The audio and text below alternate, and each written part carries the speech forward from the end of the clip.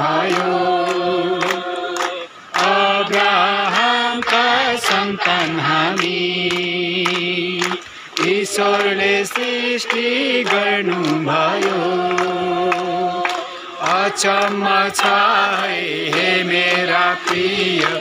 ईश्वरको प्रेम अचम्म छ